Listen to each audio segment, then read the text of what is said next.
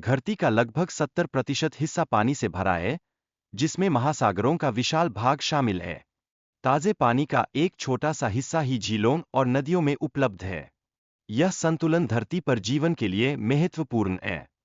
प्राचीन सभ्यताओं का विकास हमेशा पानी के आसपास हुआ है, जैसे सिंधु घाटी और मिस्र की सभ्यताएं। यह हमें यह दर्शाता है कि पानी ने मानव जीवन में हमेशा से एक महत्वपूर्ण भूमिका निभाई है, जो कि आज भी नहीं बदली है। पानी न केवल विज्ञान में, बल्कि धार्मिक और सांस्कृतिक जीवन में भी अत्यधिक महत्वपूर्ण है। भारत में जल को देवी का दर्जा प्राप्त है, और विशेष रूप से गंगा नदी को मां का सम्मान प्राप्त है, जो हमारी सांस्कृतिक धरोहर का एक अभिन्न हिस्सा है। धरती पर पानी के निर्माण की प्रक्रिया में वातावरण का एक महत्वपूर्ण योगदान है। वैज्ञानिकों और पौराणिक कथाओं ने इस विषय को रोचक तरीके से समझाया है, जो दर्शाता है कि पानी के अस्तित्व का महत्व केवल भौतिक नहीं, बल्कि आध्यात्मिक भी है। लगभग 4.5 अरब वर्ष पूर्व, जब धरती का निर्माण हुआ, तब का वातावरण अत्यंत गर्म और विषैला था। उस समय जीवन की संभावनाएं ग्रहण करना भी मुश्किल था, जो आज के जीवन के विकास की यात्रा को दर्शाता है। वैज्ञानिकों का मानना है कि धरती पर पानी की उपस्थिति का संबंध हमारे सौरमंडल के निर्माण से है।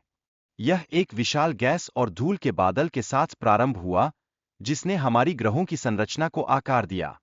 ज्वालामुखियों से निकलने वाली गैसों में हाइड्रोजन और ऑक्सीजन प्रमुख होते हैं, जो पानी के निर्माण में सहायक होते हैं। यह एक ऐसी प्रक्रिया है जिसने प्रकृति के अनगिनत रहस्यों को उजागर किया है।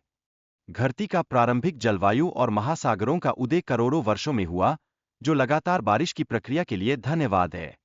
यह प्राकृतिक चक्र हमें जल के महत्व का एहसास कराता है। दूसरी थ्योरी के अनुसार, पानी बाहरी अंतरिक्ष से आए धूमकेतुओं के माध्यम से भी पृथ्वी पर पहुंचा। यह अध्ययन न केवल विज्ञान का महत्वपूर्ण हिस्सा है, बल्कि ब्रह्मांड के रहस्यों को भी उजागर करता है।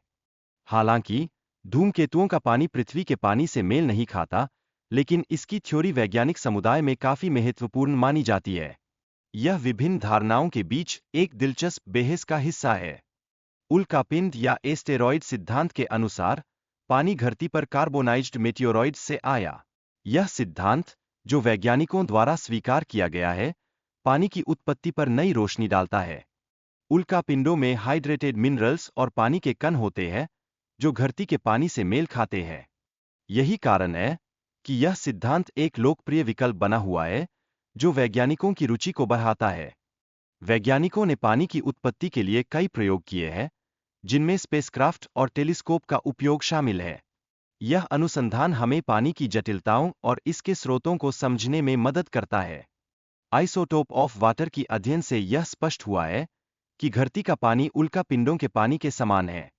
यह खुलासा एक नई पहेली को सुलझाने में सहायक है और अंतरिक्ष के रहस्यों को उजागर करता है।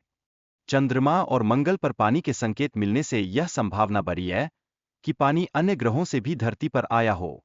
यह खोजें न केवल हमारे ब्रह्मांड के बारे में ज्ञान को बढ़ाती है, बल्कि संभावित जीवन के बारे में भी संकेत देती है। जीवों का विकास पानी में हुआ, जहां उन्होंने सुरक्षित और स्थिर वातावरण प्राप्त किया। समुद्र ने प्रारंभिक जीवन को विकसित होने का अवसर प्रदान किया, जो हमारी जैव विविधता की नींव है। धरती पर पानी की उत्पत्ति के विभिन्न सिद्धांतों में उल्कापिंडों और ज्वालामुखीय गतिविधियों का योगदान महत्वपूर्ण रहता है। ये तत्व पानी के स्रोतों का हिस्सा माने जाते हैं, जो वैज्ञानिकों की खोज को निरंतर प्रेरित करते हैं।